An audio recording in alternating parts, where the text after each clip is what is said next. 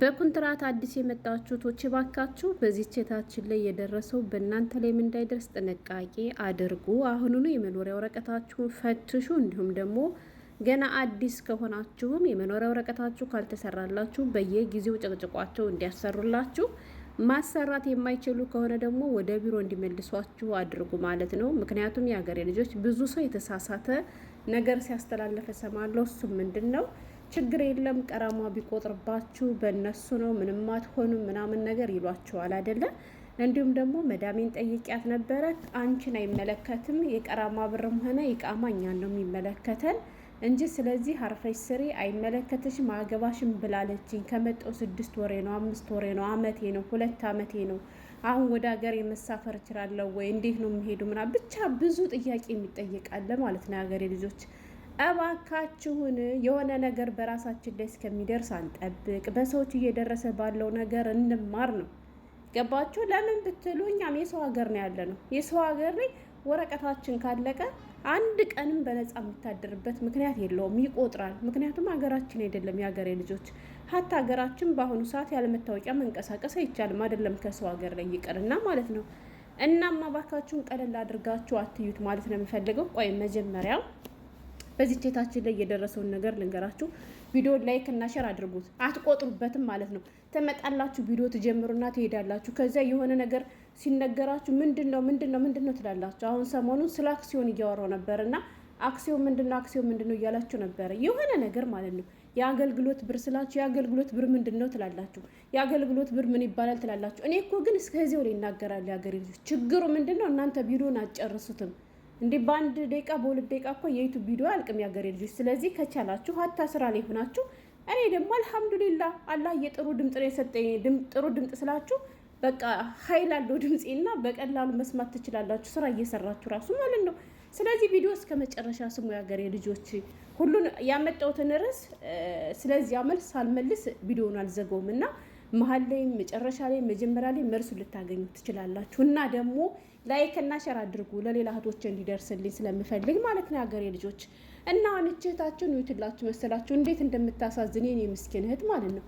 እያንዳንድሽ ሁላችንም ማለት ነው ከኢትዮጵያ እንዴት እንደምንመጣ እናውቃለን። ስንት ዳ ገብተን የአባታችን መሬት ሽጠን የአባታችን በሬዎች ሽጠን እንደኔ ገጠር ልጆች ሆናችሁ የምንመጣ ማለት ነው። ገባችሁ?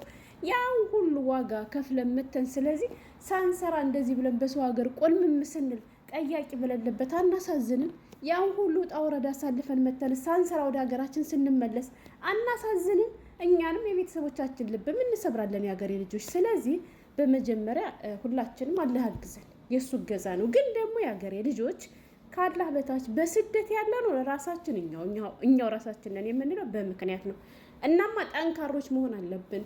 አትፍሩ። ከፈራችሁ በቃ ሁለመናችሁ ተበላሸ። ቢሮዎችን ትፈራላችሁ፣ ደላሎችን ትፈራላችሁ፣ አሰሪዎቻችን ትፈራላችሁ። መናገር እየፈለጋችሁ መናገር አትችሉ። ብቻ ብዙ ነገር። በመጨረሻ ግን የምንጎደው ማነው? እኛው ብቻና እኛው ብቻ ነን። ገባችሁ? እና እህታችን መጣች እንግዲህ ከቢሮ። አሁን ደግሞ አላህ ስራቸውን ይስጣቸው እንጂ ያመጣሉ ይዘጓቸዋል፣ ያመጣሉ ይዘጓቸዋል። ከዛ በኋላ መጨረሻ ላይ አውጥተው ይጥሏቸዋል ማለት ነው።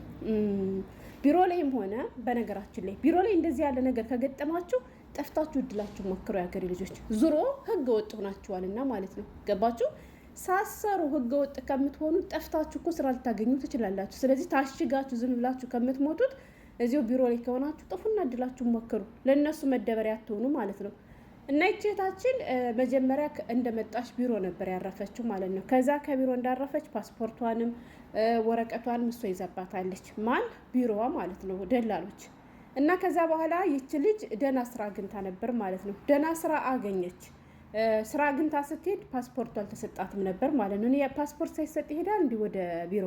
ሰዎቹ እንዴት አድርገው ይወስዳሉ? አይወስዱም እኮ ግን ሰዎቻችሁ አንሰጥም እያሏችሁ እንደው እንጂ ሰዎቹ ከቢሮ እኛን ሲያርሱን እኮ ፓስፖርታችን ይሰጣቸዋል።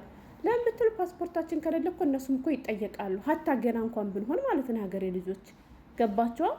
እና ይች ልጅ እያለች ያለችው ግን ፓስፖርቴን አልሰጠችኝም ነበር። ከሆኑ ሰዎች ቤት መጀመሪያ ቀራማ ቆጥሮባታል። ቢሮ እያለች ብዙ ቀራማ ቆጠረባት። ያለ ስራ ቢሮ ተቀምጣ ተሰቃየች። በረሃብም በግልምጫም ብዙ መከራ አሳለፈች ማለት ነው ሀገሬ ልጆች። በዚህ አልበቃም የፈረደበት ያለው ነው እንግዲህ ቀራማ ገባሽ ማለት ነው። ቀራማ ምንድነው የምትሉ ደግሞ ምንድነው የሚባለው?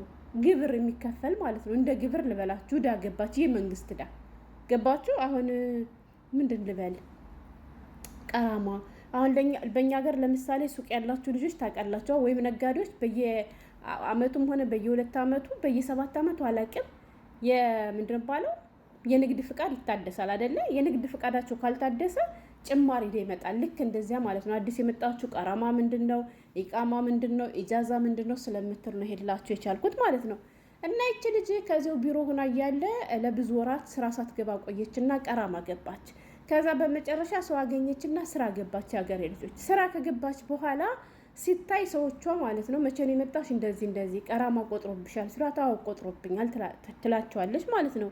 ሰዎችም አለ ይስጣቸው፣ እሷም ጎበዝ ሰራተኛ ስለሆነች ይሆናል እኔ እኛ እንትን የቀራሞን የቆጠሩን ችግር የለም እኛ እንክፈልልሽና እኛ እናሰራልሽ አሏታሉ ማለት ነው። የመኖሪያ ወረቀቷ ልጅቷ ናት የምትናገረው። ከዛ ሲሉ እሷም እሻለችና ቢሮዋን ጠየኳት ነው ያለች። ገባችሁ? ከሌላ ቦታም ሰርታ ነበር መሰለኝ ብሯን ይዛባታለች። ማን ቢሮዋ። በነገራችን ላይ በዚህ አጋጣሚ ስትሰሩ ቆይታችሁ ወደ ቢሮ የሚመልሷችሁ ከሆነ ብር ይዛችሁ አትሄዱ። ቢሮ ያገሬ ልጆች ከመሄዳችሁ በፊት እንደምንም አድርጋችሁ ላኩ። ለምን ብትሉ ከወሰዳችሁት ቢሮዎች ይቀሟችኋል። በተለይ የዱባይ ደላሎች ማለት ነው። ብር ይዘው ከሄዱ ሀታ በፓንታችሁ ውስጥ እንኳ ብታስገቡት ማህፀናችሁ ውስጥ ገብቶ ነው ፈልቀው የሚወስዱባችሁ። ወላሂ ከምሬ ነው የምላችሁ፣ በአይኔ ያዩትን ነው የምናገረው እኔ ማለት ነው። እና ይቺ ልጅ ብሯንም ወሰደችባት። ከዚያ ሰው አግኝቻለሁ ከፊል አግኝቻለሁ እና የመኖሪያ ወረቀት ሊያሰሩልኝ ነው ፓስፖርቴን ስጪ ብዬ ስጠይቃት አላውቅልሽም ብላለች። ገባችሁ? ይመስለኛል ወይ ልጅቱ ጠፍታ ነው። ከጠፋች በኋላ ገባች ከሰው ቤት።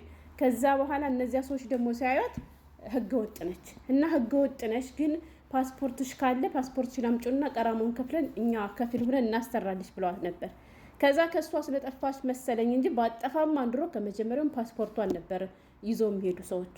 ከዛ ስጭኝና ላሰራ ከፊል አግኝቻለሁ ስትላት አይ እኔ ሰጥቼሻለሁ ብላ ድርቅ አለችባት ማለት ነው። የሚያድርቅ በሽታ ድርቅ ያርጋት። ማን ደላላይቱ ማለት ነው። ከዛም ይች ልጅ ከዛ እነዚያ ሰዎች ቆየች። ደግሞ አንዳንድ በጣም እንትን ጀግና ሰዎች አሉ፣ ህገ ወጥ ነገር የማይፈልጉ የሀገራቸውን ህግ ጠንቅቀው የሚያውቁ እና ስለዚህ አንቺ ህገ ወጥ ከሆንሽ እኛ እንትን አንፈልግም፣ ምክንያቱም ህጉ አይፈቅድልንም፣ በአንቺ መጠየቅ አንፈልግም እናማ ብሎ አሁን ከቤታቸው አስወጥተው ጥሏት እንደምታት በረንዳ ላይ መሀል ሜዳ ላይ ወድቃ ማለት ነው። እንደዚህ እየተንከራተተች አንድ ወንድማችን አግኝቶ ነው ቪዲዮ የቀረጻት። እና ስለዚህ እባካችሁን የመኖሪያ ወረቀት አልባ አትቀመጡ። እኛን ነው የሚመለከት እናንተን አይመለከታችሁም ሲሏችሁ አትስሙ። የመኖሪያ ወረቀቴን የማታሰርልኝ ከሆነ ወደ ቢሮ መልሽ ይበሉሽ። ሀገር ምናምን ችግር የለም እኛን ከፍላለን ምናምን ይሏችሁ እኛንን የምንጠይቅ የሚሏችሁ አውቀው ነው። ለምን ብትሉ እነሱማ ራሳቸውን ከተጠያቂነት ለማዳን ስለሚፈልጉ ልክ እንደዚች ልጅ ራቅ ያለ ቦታ ወስደው ይጥሏቸዋል። ከዛ እነሱ ከተጠያቂነት ነፃ ከማን ሰፈር ከነማን ቤት እንደሆነ ከየት እንደወጣሽ ምን ታውቂያለሽ? ማን ስለአንቺ አስቦ ይጠይቅልሻል?